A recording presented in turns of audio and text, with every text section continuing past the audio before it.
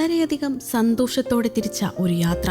ആ യാത്രയിൽ ഒരു മടങ്ങിവരവില്ലെന്ന് ആ ഭാര്യയും ഭർത്താവും തിരിച്ചറിഞ്ഞില്ല. കൂടെയുണ്ടായിരുന്നവർക്കൊപ്പം അതിസന്തോഷമായി ഒരു ബോട്ട് യാത്ര കാത്തുവച്ചത് ജീവനെടുക്കുന്ന ഒരു ദുരന്തത്തിലേക്കായിരുന്നു. ബോട്ടിങ്ങിന് പോവുകയാണ്, വൈകിട്ട് തിരികെ റൂമിലെത്തിയിട്ട് വിളിക്കാം. വിയറ്റ്നാമിൽ നിന്ന് കുടുംബാംഗങ്ങളുടെ വാട്സപ്പിലേക്ക് AC തോമസ് അയച്ച അവസാന സന്ദേശം അതായിരുന്നു. ഇനി ഒരിക്കലും ആ കുടുംബത്തിലേക്ക് തിരിച്ചു പോക്കില്ല എന്നുള്ളത് അവർ അറിഞ്ഞിരുന്നില്ല. കൊട്ടാരക്കര കിഴക്കേക്കര കൃപാനഗർ 90 ആവിക്കോട്ട് ഹൌസിൽ തോമസും ഭാര്യ ലൗനിയും ജീവിതത്തിൽ എന്ന പോലെ മരണത്തിലേക്കും ഒന്നിച്ച് യാത്രയായി.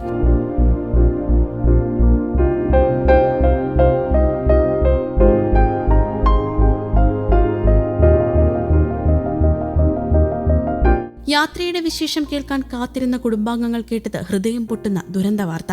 വിയറ്റ്നാമിലെ ഏറ്റവും വലിയ ദ്വീപായ ഫു കോക്കിന് സമീപം ഇന്ത്യൻ വിനോദസഞ്ചാരികളുമായി സഞ്ചരിച്ച സ്പീഡ് ബോട്ട് മറിഞ്ഞ് വലിയ അപകടത്തിലാണ് മലയാളികൾ ഉൾപ്പെടെ 15 പേർ മരിച്ചത്. വലിയ സൗഹൃദ വലയത്തിനുടമയായിരുന്ന തോമസ് ജീവകാരുണ്യ പ്രവർത്തകനും ഒട്ടേറെ സംഘടനകളുടെ ഭാരവാഹിയുമായിരുന്നു. മൊത്ത ചില്ലറ മരുന്ന് വ്യാപാര സ്ഥാപനങ്ങൾ, ക്ലിനിക്, ഇലക്ട്രോണിക് ഉപകരണങ്ങളുടെ മൊത്ത വിൽപ്പന, മൊബൈൽ, ലാപ്ടോപ്പ് മൊത്ത വ്യാപാരം എന്നിവ ഉൾപ്പെടെ നടത്തുന്ന കൊട്ടാരക്കരയിലെ വിക്ടറി ഗ്രൂപ്പിന്റെ മാനേജിംഗ് ഡയറക്ടറായിരുന്നു തോമസ്. കഴിഞ്ഞ 7 വൈകിട്ടാണ് ഉല്ലാസയാത്രയ്ക്കായി തിരിച്ചത്. വിദേശത്താണെങ്കിലും ദിവസവും പലതവണ ഫോണിൽ വിളിക്കുകയും വാട്സാപ്പ് സന്ദേശങ്ങൾ അയക്കുകയും ചെയ്യുമായിരുന്നു. മരണവിവരത്തെ തുടർന്ന് മന്ത്രി ബിന്ദു കൃഷ്ണ തോമസിന്റെ വീട് സന്ദർശിച്ച് അനുശോചനം രേഖപ്പെടുത്തിയിരുന്നു. ഇന്നലെ റൂമിലിരിക്കുന്ന ഫോട്ടോയും തോമസ് അയച്ചിരുന്നു. ഇന്ത്യൻ നിർമ്മിത മൊബൈൽ ഫോൺ ലാവയുടെ ബിസിനസ് പ്രൊമോഷന്റെ ഭാഗമായി കമ്പനി സംഘടിപ്പിച്ചതായിരുന്നു ടൂർ. മരിച്ചവരിൽ 10 പേർ തമിഴ്നാട്ടുകാരും 3 പേർ ആന്ധ്ര സ്വദേശികളുമാണ്. 21 പേരെ രക്ഷിച്ചു. 36 പേരുമായി സഞ്ചരിച്ച ബോട്ടിൽ തദ്ദേശീയരായ 4 ക്രൂ അംഗങ്ങൾ ഒഴികെ എല്ലാവരും ഇന്ത്യക്കാരായിരുന്നു.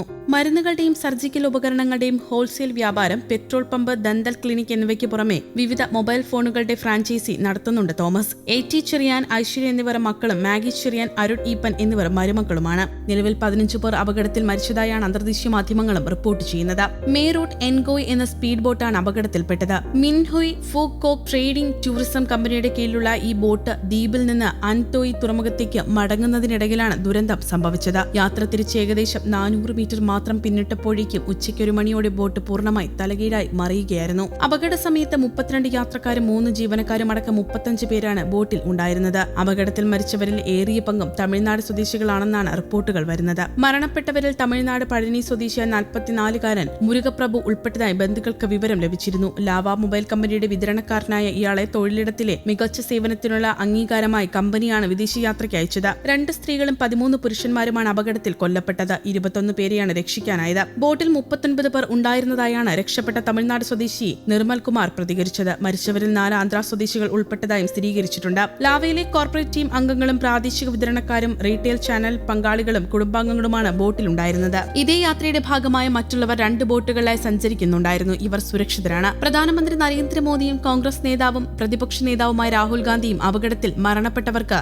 ആദരാഞ്ജലികൾ നേർന്നു. വിയറ്റ്നാം അധികൃതരുമായി ചേർന്ന് പരിക്കേറ്റവർക്ക് മികച്ച സഹായം ഉറപ്പാക്കാനും ചികിത്സ ഉറപ്പാക്കാനും ബാധിക്കപ്പെട്ട കുടുംബങ്ങൾക്ക് ആവശ്യമായ എല്ലാ അടിയന്തര സഹായങ്ങളും നിയമപരമായ നടപടികളും വേഗത്തിലാക്കാനും നമ്മുടെ ഉദ്യോഗസ്ഥർ നിരന്തരം ശ്രമിച്ചു വരുന്നതായി പ്രധാനമന്ത്രി നരേന്ദ്രമോദി സംഭവത്തിൽ പ്രതികരിച്ചു. മിൻഹോയ് Phu Quoc trading tourism company പ്രവർത്തിപ്പിച്ചിരുന്ന ബോട്ടായ may root എൻഗോയ് ദ്വീപിൽ നിന്ന് അൻതോയ് തുറമുഖത്തേക്ക് മടങ്ങുന്നതിനിടെയാണ് ഈ വലിയ അപകടം സംഭവിക്കുന്നത്. ശക്തമായ കാറ്റും കടൽക്ഷോഭവുമാണ് ബോട്ട് മറിയാൻ കാരണമായതെന്നാണ് പ്രാഥമിക നിഗമനം. അപകടം നടന്ന ഉടൻ തന്നെ വിയറ്റ്നാം ഭരണകൂടം, സൈന്യം, പോലീസ്, സിവിൽ രക്ഷാപ്രവർത്തകർ എന്നിവരെ ഉൾപ്പെടുത്തി വലിയ തോതിലുള്ള രക്ഷാപ്രവർത്തനം ആരംഭിക്കുകയായിരുന്നു. പരിക്കേറ്റവരിൽ ചിലരുടെ നില അതീവ ഗുരുതരമാണെന്നാണ് പുറത്തുവരുന്ന വിവരം. News desk, Kerala Kaumudi.